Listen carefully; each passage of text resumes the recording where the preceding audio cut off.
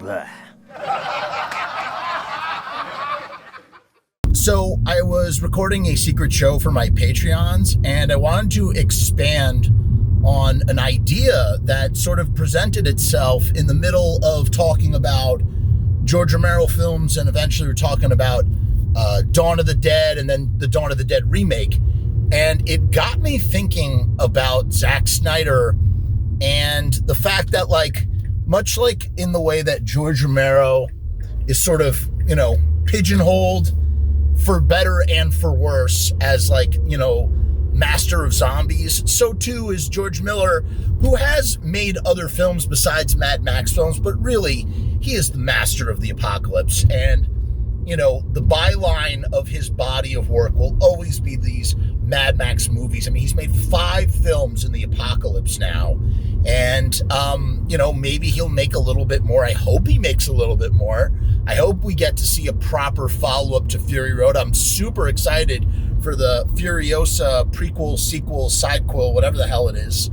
And but at the end of the day, George Miller is pushing 80, and the reality of being, a human being with a finite lifespan as well as a finite amount of creative activity, he's an outlier in the same sense that Ridley Scott is past 80 and is just pumping out movies. I think Ridley Scott is like 85 now, and he's just showing no signs of slowing down, and God bless him for it. And I wish the same for George Miller. But eventually, at some point, George Miller is going to hang it up, and he's going to either retire, or he's going to, something is going to happen where he's no longer making movies.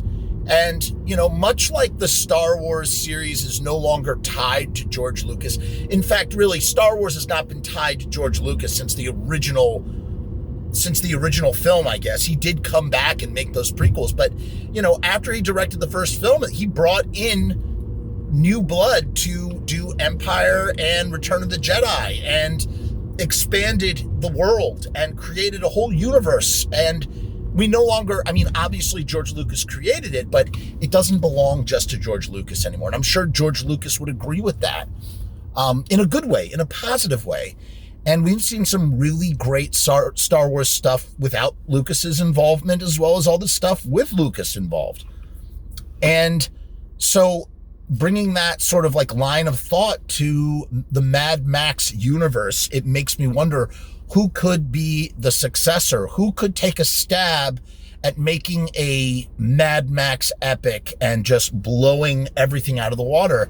And I really think you don't have to look very far past someone like Zack Snyder. He is the guy for the job. He is the perfect successor. He is the person who could take George Miller's scope and vision and just do something extraordinary with it. From the epic car chases to the insane production design, just all of it. Give it to a guy like Zack Snyder to take a stab at. That's what I would want to see.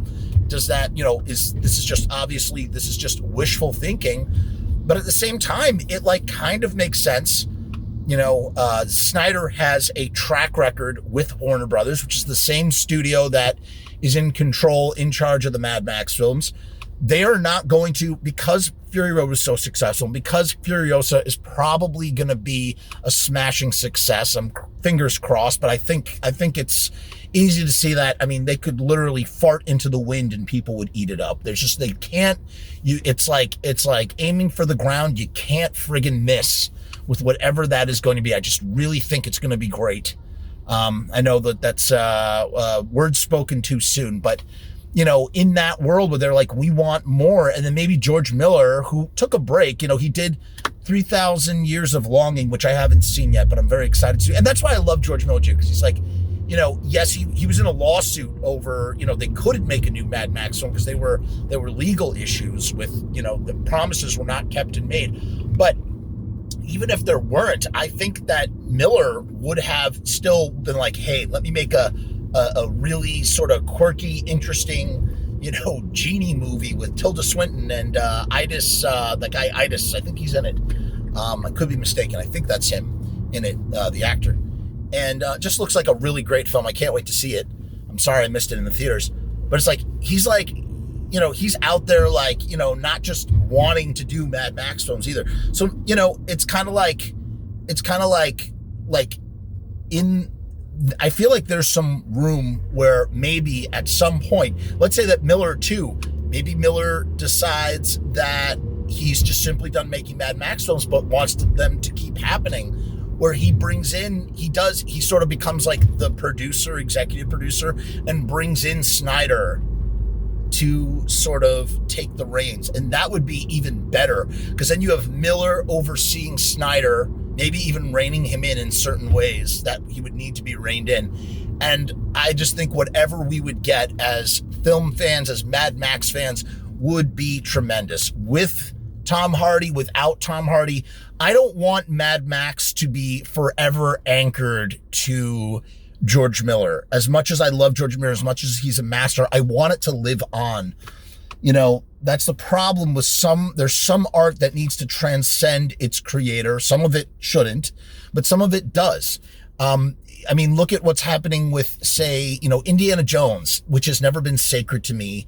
Feels like something that could have taken on a life in the same way that James Bond did, where we get a new Bond every couple of films. And I feel like there could have been a string of Indiana Jones adventures with, successors taking over for Harrison Ford. And yet Harrison Ford at 80 years old is still, for better or for worse, once again, for better or for worse, is still playing Indiana Jones, and obviously for the last time. Do you really think that they're going to, stop? No, they're gonna probably make more after those guys are gone, after Spielberg is gone, and after Harrison Ford is gone, whatever that sad day will be.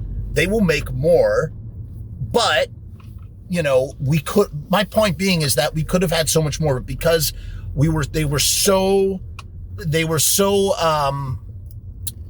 precious with it.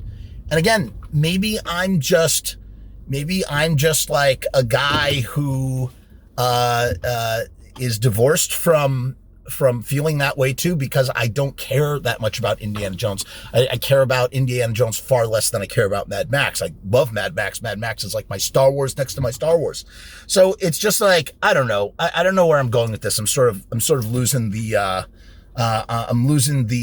idea, the byline, the theme of this little video rant and whatnot. But I just really think that the overall theme here, Snyder, let Snyder have a crack at a Mad Max movie. It would be fantastic. The stunts would be fantastic. The world building would be fantastic.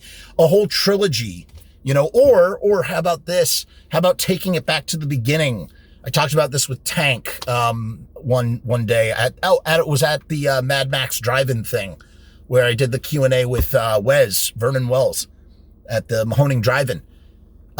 Give us the Breaker Squad. Let Zack Snyder take us back to the beginning with the Breaker Squad, which is the team that Mad Max is on, and shows showing the collapse of civilization and just the brutal, violent road wars that these guys are all having as they try to, maintain order, maintain right, as is on the shield for the MFP, Main Force Patrol, Breaker Squad. So, there's so much out there they could do. And of course, Warner Brothers is also tied to HBO Max. So imagine like a Breaker Squad HBO Max series. That would rule. That would just be so great, man. That's what I want to see. That's what I want to see. And then give us a string of brand new Mad Max films. So we'll see. We'll see what happens in the next decade or so. I think that's when we'll really start to see, if any of this sort of stuff could come to fruition. Right now, the status quo remains. The king, the rightful king, the only king, Mr. Miller, Director Miller, is in control, and we're getting a brand new film, and that's something to be grateful for. But that's what I want to see. Give me Zack Snyder doing some Mad Max craziness in the future. So what do you think? Is that something that you would be interested in? Tell me in the comments.